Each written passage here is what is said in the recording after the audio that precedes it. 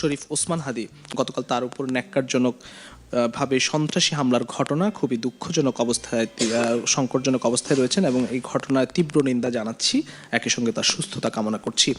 আমি বলে শুরু করতে চাই আজকের অনুষ্ঠান একদম আমার সর্বডান থেকে। আমার সর্বডানে রয়েছেন এস সাইফ মুস্তাফিজ, সদস্য সচিব, জাতীয় নাগরিক পার্টি। আজকে আমাদের অনুষ্ঠানের শিরোনাম ঠিক করেছি, ভোটের আনুষ্ঠানিকতা শুরু। আমি প্রশ্নে চলে যেতে চাই। এস সাইফ মুস্তাফিজ, আপনার কাছে 12ই ফেব্রুয়ারি ত্রয়োদশ জাতীয় সংসদ নির্বাচন ও গণভোট অনুষ্ঠিত হতে যাচ্ছে। আপনাদের দলের 125 জনের প্রার্থী তালিকা আপনারা ঘোষণা করেছেন। বিএনপি সহ আর বেশ কয়েকটি দল তাদের প্রার্থী তালিকা ঘোষণা করেছে। তফসিলের একদিন না যেতেই শরীফ ওসমান হাদির উপর ঢাকার যে বিজয়নগরে গুলিবিদ্ধের ঘটনা এবং সংকটজনক অবস্থায় তিনি, এই পরিস্থিতিকে আসলে কি আইনশৃঙ্খলা পরিস্থিতির দুর্বলতাকে কি চোখে আঙ্গুল দিয়ে দেখালো? ঝুঁকি কি কমলো না বাড়লো? ধন্যবাদ আপনাকে। আমার বিজ্ঞ সমালোচক এবং যারা দেখছেন তাদেরকে শুভেচ্ছা জানাচ্ছি। আমাদের মাঝে আজকে আমাদের শরীফ ওসমান হাদির উপস্থিত থাকার কথা ছিল, কিন্তু যেই রাজনীতিটা আমরা আসলে করতে চেয়েছি সেটার জন্যই হয়তো ওনার উপরে এরকম একটা আক্রমণ হলো এবং এটা আসলেই কোনোভাবে ভালো বার্তা বয়ে আনে না। ওনার লাস্ট গতকালকে যতটুকু সিচুয়েশন আমরা দেখতে গিয়েছিলাম এবার কেয়ারে, তো ডাক্তার পক্ষ থেকে বলা হয়েছে মানে বাঁচার সম্ভাবনা খুব বেশি নেই। তো আবার আমি বলছি যে দেশবাসী যারা আছেন তারা ওনার জন্য দোয়া করবেন, একমাত্র হয়তো দোয়াতে উনি ফিরে আসতে পারেন। এবং বর্তমান রাজনৈতিক প্রেক্ষাপট এবং বর্তমানের যেই সিচুয়েশন তফসিল ঘোষণার পরে সামগ্রিকভাবে যদি আমি বলতে চাই, সেটা আসলে আজকে শুধু হাদিকে আসলে আক্রমণ করা হয়নি, পুরো বাংলাদেশের যেই তরুণ জুলাইয়ের আকাঙ্ক্ষাকে বাস্তবায়ন করার জন্য যেই তরুণ নেতৃত্ব দেওয়ার জন্য মানুষ নেমেছিল, দেখতে চেয়েছিল, সেটার উপরে আক্রমণ করা হয়েছে। এবং এর জন্য সার্বিকভাবে আমাদের সকলের দায় আছে। এখানে উপস্থিত আমরা যারা বসে আছি, রাজনৈতিক দলকে রিপ্রেজেন্ট করছি, বিভিন্ন স্টেক হোল্ডার হিসেবে বসে আছি, সামনে যারা দেখছেন, টিভির পর্দায় যারা দেখছেন, ইভেন আপনি উপস্থাপক, প্রডিউসার, প্রত্যেকের দায় আছে। কিভাবে দায় আছে আমি বলি।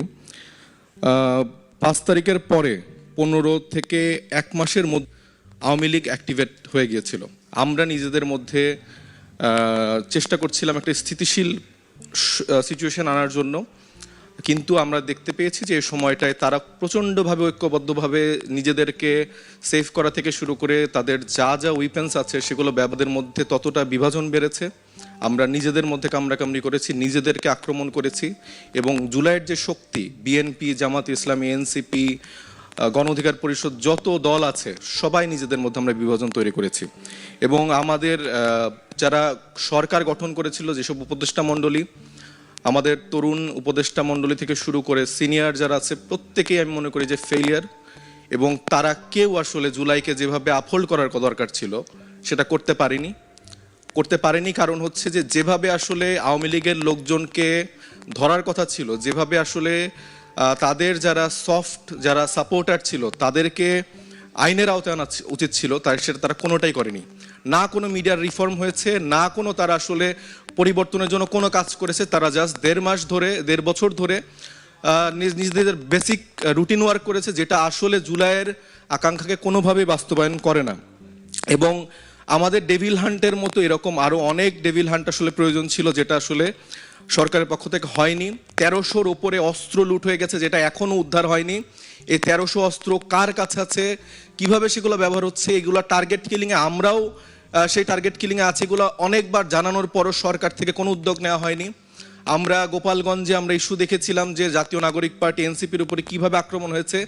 তারপর কি আমরা কতটা পরিবর্তন দেখেছি, যে তরুণ নেতৃত্ব আছে সাধারণভাবে চলাফেরা করছে, তাদের জন্য সেই সেফ প্লেস করার জন্য, নেক্সট জেনারেশনের জন্য সেই সেফ পরিবেশ করার জন্য কোনো রকম আয়োজন বা কোনো রকম বন্দোবস্ত আমরা দেখিনি।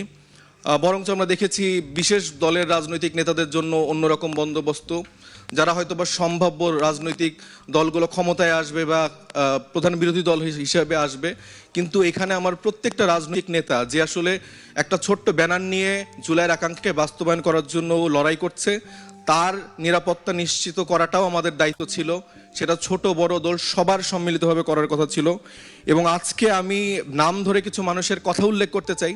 একটা থেকে আপনারা রাজনৈতিক অপরিপক্কতা বলতে পারেন, রাজনৈতিক শিষ্টাচার বহির্ভূত কাজ বলতে পারেন, কিন্তু আই ডোন্ট কেয়ার। কালকের পর থেকে আমি স্কুল আসলে কেয়ার করব না। আমি আমার ব্যক্তিগত জায়গা থেকে প্রতিবাদ জারি রাখবো। সেটাতে আমার রাজনীতি থাকলো না আপনাকে মেরে ফেলা হলো, এটাতে আমার কিছুই যায় আসে না।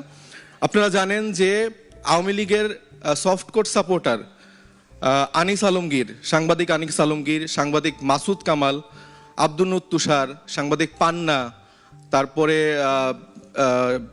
মিডিয়া ব্যক্তিত্ব শাওন, তারপরে তারেক রহমান, আম জনতা পার্টির, এরকম অনেক ব্যক্তিরা আছে যারা রেগুলার বেসিসে টকশোগুলাতে এই আমাদের মিডিয়া, আমাদের সাংবাদিক ভাইরা সুযোগ করে দিচ্ছে, যারা রেগুলার বেসিসে ইনক্লুসিভ রাজনীতি, ইনক্লুসিভ মানে নির্বাচনের কথা বলে তাদেরকে প্রতিনিয়ত সুযোগ করে দিচ্ছে। তারা নানাভাবে নানা কায়দায় বয়ান উৎপাদন করছে যে আমরা আসলে আওয়ামী লীগকে ছাড়া চলতে পারবো না, আওয়ামী লীগের এত % ভোটার আছে, এটা আছে ওইটা আছে। আরে ভাই, লাস্ট ইলেকশনে আওয়ামী লীগ জোর করে তুলে নাও তো 5% ভোটার কাউন্ট দেখাতে পারে নাই, তো আপনারা এত আওয়ামী লীগের ভোটার কই পান? প্রথম আলো একটা প্রথম সারির মানে সংবাদপত্র, সেখানে নানা কায়দায় আওয়ামী লীগকে প্রাসঙ্গিক করা হচ্ছে। একটা ফাঁসির আসামি, একটা খুনি, যেই মানুষের হাতে 1400 মানুষের রক্ত লেগে আছে, সেই খুনিকে আপনারা কোনোভাবে ডাটা ড্রিভেন ভাবে, মানে কোন 1400 মানুষকে আপনারা সেই স্যাম্পলিং করছেন 1300 মানুষের, সেটা কি গোপালগঞ্জের নাকি যে তিনি হচ্ছে সম্ভাব্য প্রধানমন্ত্রী হতে পারে, কতজন চায়? তো এগুলা কি ধরনের স্যাম্পলিং? এটা আপনারা তাকে কিভাবে তার ফাঁসির রায় কার্যকর করা হবে, কিভাবে দেশে আনা হবে, সেই দিকে খেয়াল করেন। এই আনিস আলমগীর গতকালকেও সে সেলিব্রেট করতেছে, সে নেহেরি খেতে যাচ্ছে, সে ব্যাকগ্রাউন্ডে মিউজিক দিয়ে সে প্রোফাইলে তার হচ্ছে যে দুঃখ দুর্দশা দেখাচ্ছে যে আহারে হাদি খুব ভালো ছিল। আপনার এই আব্দুল তুষার, উনি হচ্ছে যে বিভিন্ন কথায় এই গালি দেওয়া যাবে না, এই হাঁটুর বয়সী, এরকম বিভিন্নভাবে তরুণদেরকে ছোট করছে, জুলাইকে ছোট করছে। এই মাসুদ কামাল বিভিন্নভাবে বিভিন্ন ডাটা দেখায়, বিভিন্ন জরিপ দেখায়, বলতেছে যে আওয়ামী লীগকে আনতে হবে, আওয়ামী লীগ না হলে ইলেকশন হবে না রে ভাই, এইটা হবে না রে ভাই, ওইটা হবে না রে ভাই। এই পান্না সারাদিন 32-এর মায়া কান্না দেখায়, এই পান্না সারাদিন আওয়ামী লীগকে নিয়ে মায়া কান্না দেখায় এবং আওয়ামী লীগকে নানাভাবে প্রাসঙ্গিক করছে। এই শাওনের মতো যারা মিডিয়া কর্মী আছে, এরা মিডিয়াতে থেকে সারাদিন জুলাইকে ছোট করছে, জুলাইকে আকাঙ্ক্ষাকে ছোট করছে, এবং এদের বিরুদ্ধে আমাদের সরকার নিশ্চুপ, কোনো রকম ব্যবস্থা নেওয়া হচ্ছে না। আমাদের প্রত্যেকটা মিডিয়া এখানে চুপ, প্রত্যেকদিন টকশোগুলাতে নানাভাবে এই মানুষগুলা উপস্থিত হচ্ছে।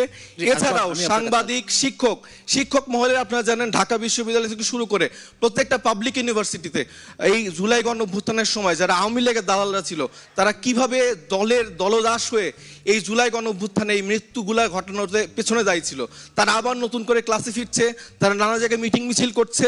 এছাড়া যতগুলা সেক্টর আছে প্রত্যেকটা জায়গায় এই আওয়ামী লীগের দোসর, আওয়ামী লীগের ফ্যাসিস্ট, এই জাতীয় পার্টির 14 দলের লোকজন নানাভাবে নানা জোটের মাধ্যমে ফিরে আসার চেষ্টা করছে। এদের বিরুদ্ধে আজ থেকে আমি যুদ্ধ ঘোষণা করলাম। আপনারা যদি আমাদের সাথে লড়াইটা করতে চান, এদের বিরুদ্ধে যুদ্ধ করেন, এরপরে ইলেকশন, এরপরে বাকি কাজকর্ম করেন, নাইলে এই 2 মাসের মধ্যেই আমাদের তরুণ নেতা থেকে শুরু করে এরপরে যারা সিনিয়র, যারা রাজনৈতিক দলের নেতা আছে, সবাইকে টার্গেট করা হবে। ধন্যবাদ।